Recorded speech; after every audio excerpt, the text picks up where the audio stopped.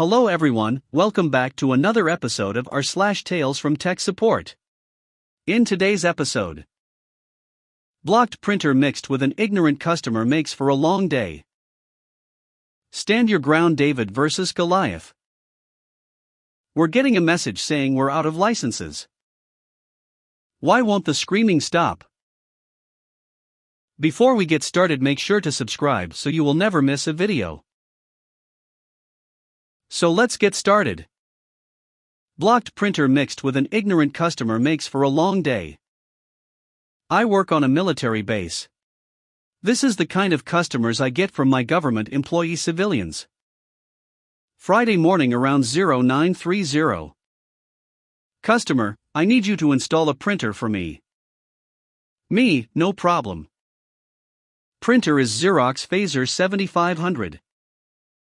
Base only has Workcenter 7500 driver.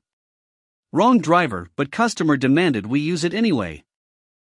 Install driver per customer's demands, even though I insist it won't work. Driver connected to the printer but wouldn't print. Me, as I said before, this driver doesn't work since it's for a different printer. We don't currently have the drivers for this printer. I will go back to my desk and install the drivers from commercial internet and I'll try that one. Hopefully it works, but there is no guarantee. 30 minutes later. Found the driver on Xerox homepage and downloaded it, and burned it to a disk, then transferred to the network shared drives. Me, I have the correct driver for you. Attempt to run installer, but installer will not initiate. Realize it may not be supported by the network anymore due to vulnerabilities, and it may be getting blocked from installation, or it may not be compatible with the SDC we run. Me, it looks like it won't install. I believe may be getting blocked by our antivirus for some reason. I will have to work on your computer for a while to see if I can get it to install. Customer, okay, well I am leaving in 15 minutes for the day. Will that be long enough for you to fix it? Me. No, it won't. I will have to either hold the laptop while I work on it, or we will have to try another day. Customer, another day is better than today, Tuesday, around 0915. Customer, so I spoke with another help desk, and they said you should just install the driver labeled 7500 in the shared drive. Me, I did. That's the driver I initially installed, and it didn't work. That driver is for a Xerox Workcenter 7500 and you need Xerox Phaser 7500 drivers. It's a completely different printer, so the drivers are incompatible. Customer, well they said you were wrong and you need to try it. Me, well, man, they are incorrect, but I recognize the driver in the share is not labeled well, so it can easily be confused with the correct one. Customer, well they said you're wrong. Please reinstall it. Reinstalls the drivers per request. Customer, why isn't it working? Me, well, it's the wrong driver like I kept saying, and we are currently unable to get the correct driver to install. I am working on finding the right drivers for you to be able to get it installed. Customer, but the other help desk said this is the right driver. Me, the other help desk is wrong. The correct driver won't install for an unknown reason, and the drivers we do have available on the shared drive is for a Workcenter 7500, not a Phaser 7500, so it isn't the right one. Customer, so it doesn't work?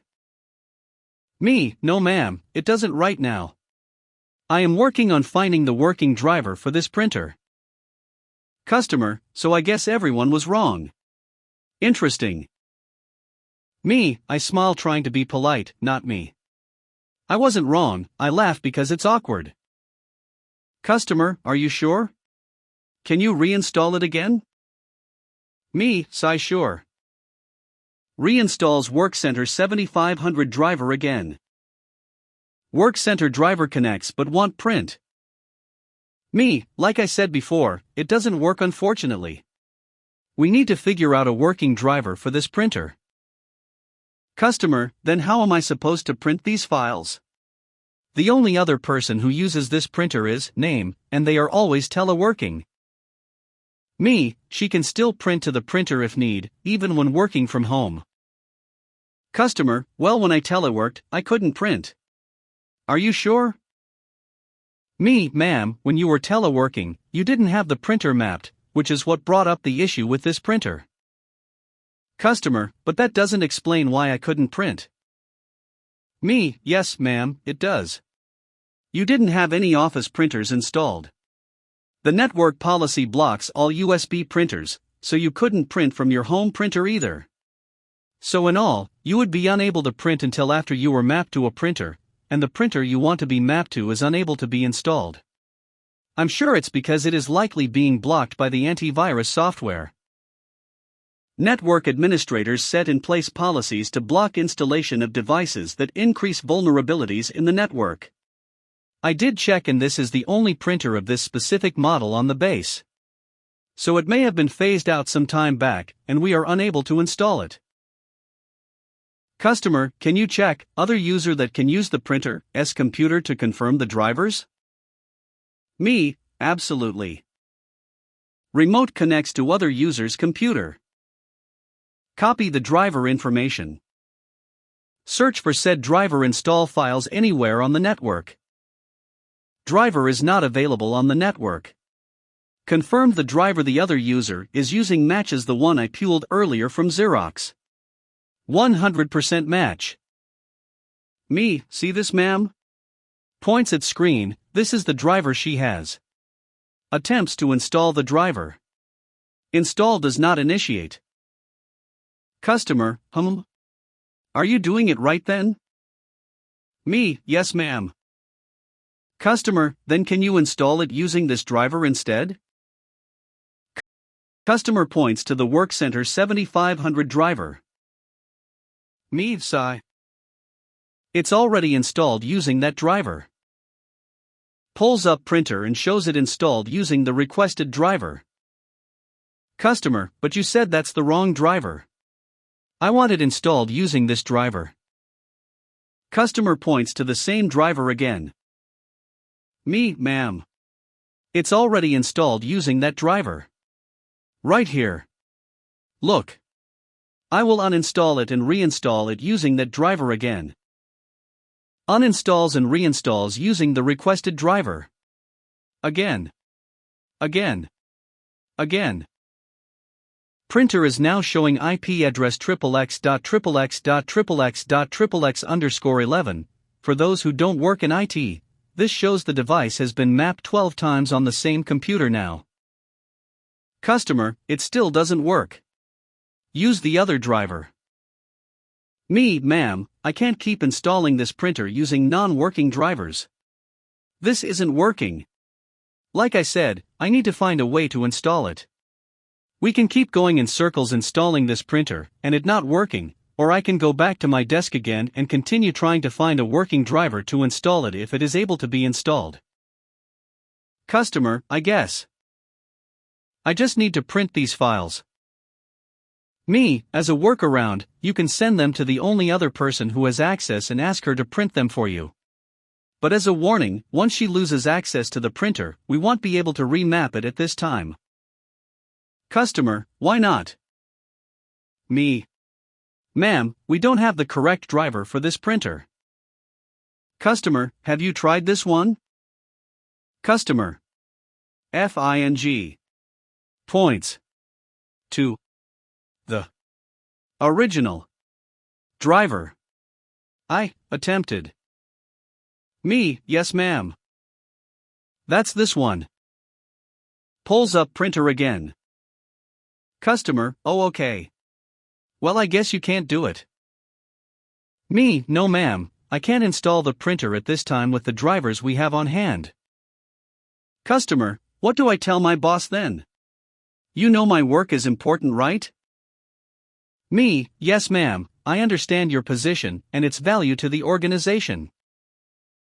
All I can recommend is to inform your boss that there is only one person who has the correct drivers, that IT is unable to install the correct drivers since it is likely being blocked by the network, that there is no known workaround outside of you sending the forms to your coworker and her printing it out from home for you through VPN, and that we are still working on finding a way to fix the issue. Customer, well, okay then. I guess I will let him know IT didn't want to fix it. Me, ma'am. I have spent a total of 6 hours on this issue. I have provided workarounds and reinstalled a printer 12 times. If you want to claim I didn't want to fix it, fine. Tell the world I didn't want to fix it. But make sure you also tell them I worked hard to resolve this, and am still continuing to work to resolve it, even though I already know it won't work due to network restrictions. Have a good day, ma'am. Customer, oh okay. Well, thanks for everything you've done. How the F you gonna try to bully IT into doing something we are unable to do? Dilligaf? IDGAF. Can't do what I can't do. Hashtag respect your IT shops, hashtag listen to us, hashtag we know what we're talking about. Stand your ground, David versus Goliath. So, I had been contracting at the company for about 1 year at this stage. Lots of new kit to be installed in the data center, and in this instance, they purchased a new configuration with racks of storage. The boss has allocated me a few days to get it all installed and configured before handing it over to the next team. I was like a kitty in the candy store when it came to new kit. Got it all unboxed and racked up in double time. All configured for fault tolerance as per the manufacturer's documentation. Let's call them Goliath as they are big and well known, and call me David in this case. I then had spare time on my hands, so I decided to test the fault tolerance. There was no requirement as we assumed that Goliath would have done such testing back at their production plant. However, my test failed. I pulled out one of the cables and the redundant route did not work and some drives were missing. I then logged a call with Goliath support level 1 and told the boss what happened. I eventually got to level 2 support, and then hit their invisible force field preventing me from getting to L3. They send in their consultants to see the issue and talked some waffle. At this point I'm annoyed and standing my ground. I say, boss, we should send it back and cancel the remaining orders, I said. We have lots on order. Are you sure? Asked the boss. Yes, 100%, and level 2 are stonewalling me, I replied. Okay, I've got your back, says the boss. Ring ring. Hello, Goliath account manager. Cancel all orders until you get L3 to speak to David, says the boss. I'll see what the holdup is and get back to you, says Goliath account manager. The next day, L3 call. Hi David, this is L3, can you show us the fault? Okay, let me run through it again with you. Yes, I see the problem. Interesting. I'll get back to you, says L3. 2 days later, L3 called with a new firmware for me to test. Firmware installed and fault tolerance now working correctly as per the documentation. Result: we're getting a message saying we're out of licenses.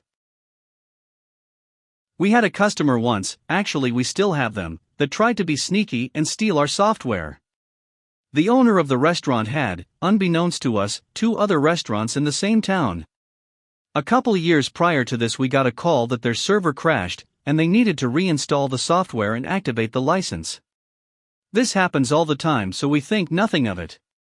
The next week we get another call saying the new server was having problems, and they needed to reinstall again, and needed another license activation. It happens sometimes, and we have no reason to question them. That's until a couple years later when we get a call from a new restaurant manager needing some help adding items to the menu. We don't recognize the restaurant name, so we ask him for the license number, so we can get a support ticket started. It comes up as another restaurant, and when we ask the manager to clarify, he tells us that's another one of their locations. The manager gets the help he needs, but one of our sales managers contacts the owner about this, and the owner blows it off and says the manager was confused and gave us the wrong name. We're getting suspicious and make a note in their account. A few months go by and we get a call from a local IT professional who's installing some new workstations. When he tries to launch the app, he's informed that the maximum number of licenses is already in use. We tell him we'll contact the owner to get some more licenses purchased, and just have log off a couple other workstations to test. This is when someone finally, however unknowingly, spills the beans. He tells us that since they have a corporate license, can he just reduce the licenses at another one of the restaurants that don't need them? Please tell us more. This IT guy tells us how they're running our software at 3 restaurants, and that the owner tells him they have a corporate license and can install it as many times as they want. We don't have anything called a corporate license, and we explained this to the IT guy, who was sort of shocked by this, and a little offended that the owner would have him help in stealing software. He then tells us that he helped with the 2 other installs, and though it was odd that they didn't want him to call to activate the licenses. It looks like the owner was trying to fool him too. At the end of the call, the IT guy gives us the names and addresses of the other restaurants as well as the number of users he thinks they have at each location. We have a sales manager that lives for situations like this, and he makes the call. The owner doesn't deny anything though. The sales manager feels deflated because he was hoping for an epic argument, but he make a decent sale and add 2 more restaurants to their support contract, so that makes him feel better. It's like a spouse that cheats but comes clean when you confront them. They promise never to do it again, and they don't, but you still keep an eye out for anything suspicious. Why won't the screaming stop? Another short tale from point of sale. Back in the day, one of my customers was the cafeteria at a local hospital. They had several cash registers that connected via a proprietary network to a back-office PC where they could run reports and authorize transactions using the patient's ID number. At the end of every shift, they would run reports on those long folio-folded perforated ledger sheets with the green and white stripes. If you are over 50, you know exactly what I'm talking about. These were continuous feed via a tractor mechanism to a dot matrix printer. The sheets were 8.5x 14 legal size, so the printer was huge. One day we got a call. The printer won't stop screaming when we print reports. Screaming? Yes, screaming. In a hospital. It was disturbing patients apparently. So I go out there, run a report, and damned if the printer didn't start screaming like it was a peacock being murdered. I do all my checks and am about ready to pull out my screwdrivers. Machines fear me when I get out the screwdrivers, when I look down the paper feed path and see an aspirin. As the paper went through the tractor feed, it dragged along the aspirin and vibrated it against the plastic feed guide at just the perfect frequency to sound exactly like a woman's scream. I removed the aspirin, and it was just as quiet as you remember dot matrix printers to be. After explaining what had happened, I offered the aspirin to the office manager. She declined. If you made it to the end of the video, thanks for watching. Don't forget to like, subscribe and share, and we will see you in the next video.